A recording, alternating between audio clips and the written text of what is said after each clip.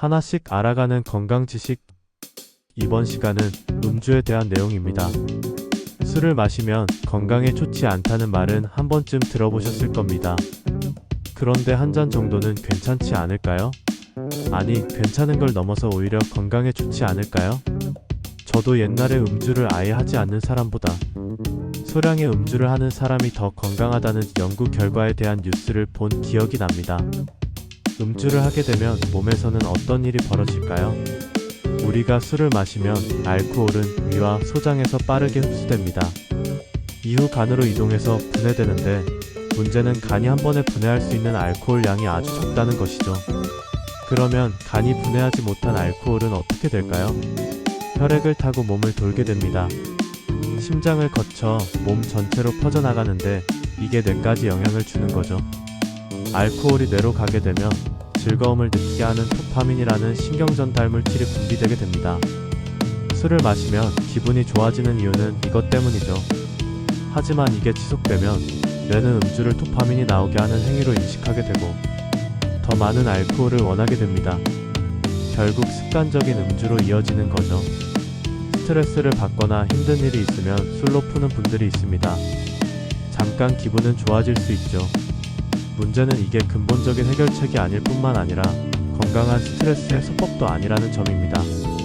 과도한 음주는 각종 질병과 뇌세포 파괴로 인한 기억력, 사고 능력 저하를 가져오죠. 파괴된 뇌세포는 다시 회복되지도 않습니다. 흔히들 술을 마약과 같다고 말합니다. 이게 비유적인 의미가 아니라 세계보건기구 WHO에서는 알코올을 마약으로 분류하고 있죠. 중독성과 위험은 코카인, 헤로인과 같은 하드 드러그와 대마초, LSD와 같은 소프트 드러그의 중간으로 분류됩니다.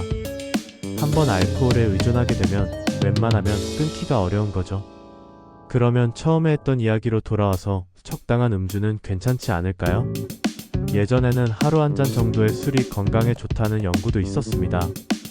하지만 세계보건기구 산하국제암연구소가 최근 연구에서는 소량의 음주도 암을 유발한다는 결과가 많고, 과거 연구의 왜곡 가능성을 언급하며 소량의 음주도 건강에 해롭다고 하며 적정 음주량은 제로라고 선언했죠. 또 담배와 마찬가지로 1급 발암물질로 분류된 지 오래되었습니다. 와인의 경우에는 피부 노화 방지나 혈액순환에 효과가 있다는 연구 결과도 있기는 합니다. 그러나 효과가 미비하고 이런 작은 효과를 보기 위해 확정적으로 암 발생 확률을 높이는 걸 몸에 집어넣는다는 게 말이 안 되죠.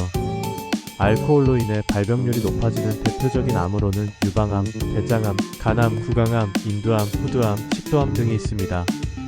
미국 보건복지부에 따르면 하루에 한 잔의 술을 마실 경우 여성은 19%, 남성은 11.4% 암 발생률이 증가한다고 하죠. 여기서 하루에 한 잔을 추가할 경우 약 2%가 증가하게 됩니다. 담배까지 핀다면 니코틴을 비롯한 유해물질이 빠르게 흡수되어 몸은 더 망가지게 됩니다. 쉽게 술을 줄이거나 끊을 수 있는 분이라면 괜찮겠지만, 그러는 게 어려운 분들 요즘은 덜하긴 하지만, 회식 자리에서 술을 권유받을 경우 거절하기 어려운 분들처럼 무조건 금주가 어렵다면 건강을 덜 해치는 방법을 알아야겠죠? 그 전에 나쁜 음주 습관에 대해 알아보겠습니다. 첫 번째는 빈속의 음주입니다. 공복에 음주를 할 경우 그렇지 않을 때보다 혈중 알코올 농도가 2배에서 3배 상승합니다. 이러면 더 빨리 취하고 급성 알코올 중독을 일으킬 수 있죠. 뿐만 아니라 위산이 많이 분비되어 위염, 위궤양 위험도 커집니다. 두 번째는 짧은 시간에 과음을 하는 것이죠. 폭탄주나 원샷이 그 예라고 할 수 있습니다.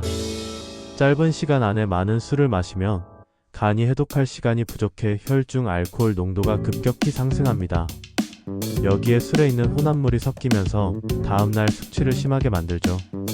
세 번째는 해장술을 마시는 것입니다.